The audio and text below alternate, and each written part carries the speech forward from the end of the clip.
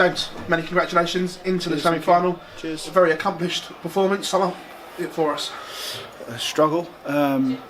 Probably didn't deserve it, but you know, I did enough at the right times, and despite being buggered with a set of darts that I wasn't ready for, you know, which probably caused a lot of panic at certain shots and scores and doubles, I was lucky enough to get away with it. I was going to ask you about that. What goes through your mind at that? Obviously it's during a break, so we didn't know what was going on until we saw it. What goes through your mind at that point? No, yeah, I say that because it's like complete relief. It was awful. You know, you just think, Jesus, it's a set of darts, you know, you should be able to retrieve your darts out the dartboard without the point snapping. You know, and it seems to be weird because in the last month to 6 weeks, I've had 2 points snap on me to similar occasions, and I'm really frustrated with it. Really frustrated. You know, because I play darts with a new set every tournament. You know, my set of darts now that I'm using for the tournament are perfect, and all I do is retrieve them out of the dartboard, and they snap. So you know that needs to be addressed. But you managed to get over it, showing. Yeah, and it wasn't by quality, or it wasn't by playing better. It was rubbish, absolute rubbish. I was fortunate that Rob bottled it as much as I did, and you know, I got over the line. Obviously, last game we saw you in a lot of pain and a lot of discomfort. Yeah. How are you today? And you looked more comfortable on the stage. Is it getting better, the gouts? Yeah, it's a lot better. I guess people want to just put a few more barriers in front of me. But moving forward, it's a tournament that you've had good success in, final last year, and you're in a good place to go on better at the moment. Yeah, maybe not after that performance. So that was just a complete struggle the whole game. It was messy. It was disastrous. So you know, but happy to move forwards and upwards and onwards. For the tournament as well, on the other side of the draw to you, Fallon Sherrock doing great things with darts. How have you assessed her performance in the tournament? Yeah, I did look at it. You know, I was quite shocked when Mensa had lost to Fallon, but I looked at the averages. You know, Fallon averaged 89, 88, and Mensa averaged 84. So that's quite reassuring for myself. James, pleasure as always. Cheers, thank you. James, an eventful game tonight. You know, there was distractions, obviously the point as well. How pleased are you with the way you kept your head and held it? Really, really happy. I didn't keep my head. I panicked and I flustered, and as you can see by the results, you know, I was lucky to win. So, what was the distraction during the game? You seemed to look to the side of the stage.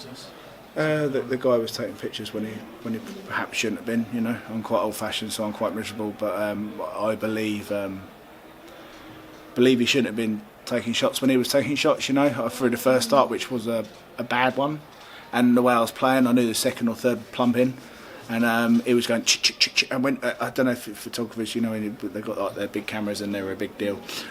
They go and it and he did it, and I looked across and I was like, what I should have done is stopped. But if you stop and ask the photographer to stop, then the crowd gets on your back, so you're in a no-win situation. So it's not excuses; it's just frustration.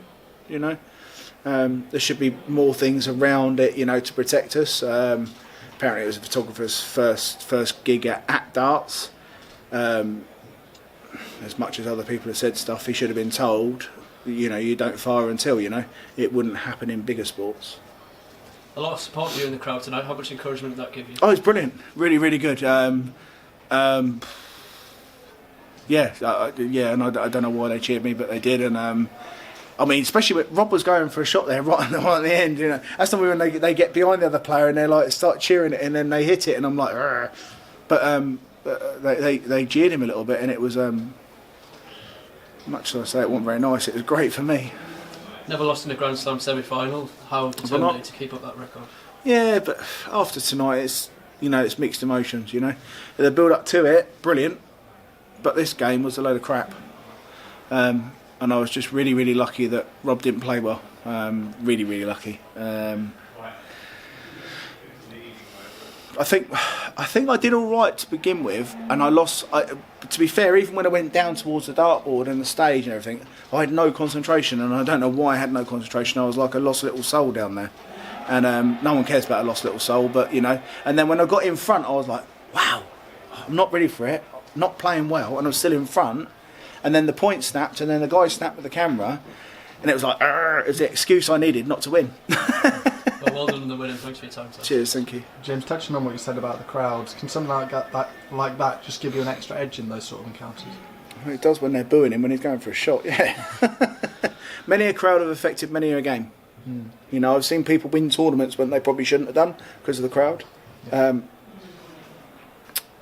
You know, should the crowd come into play when someone's playing for their livelihood and something that's so important to them, and something that they love to do. You know, what I've got to remember, I've been in it for 20 years now, and I think a lot of things have changed. You know, it's not personal from the crowd, but sometimes when it doesn't go your way, it feels like a big kick in the things, and you know, it really hurts. It does really hurt, honestly. And it's like you come in here, it's your job to do what you do, and all of a sudden someone nicking the battery out of your camera. You know, and it's one interview. You know, you might get to interview someone like that's more famous than you know, and all that stuff. Someone takes that battery away from you, and you cannot do the interview. How would you feel? And that's how Rob feels, I'm sure, right now. And it's not very nice. It's horrible. It really is horrible. But it's the world of darts and what we know and what we have to put up with and what we continue to struggle with. But we only knock it when we lose. Brilliant. Cheers. Thank you.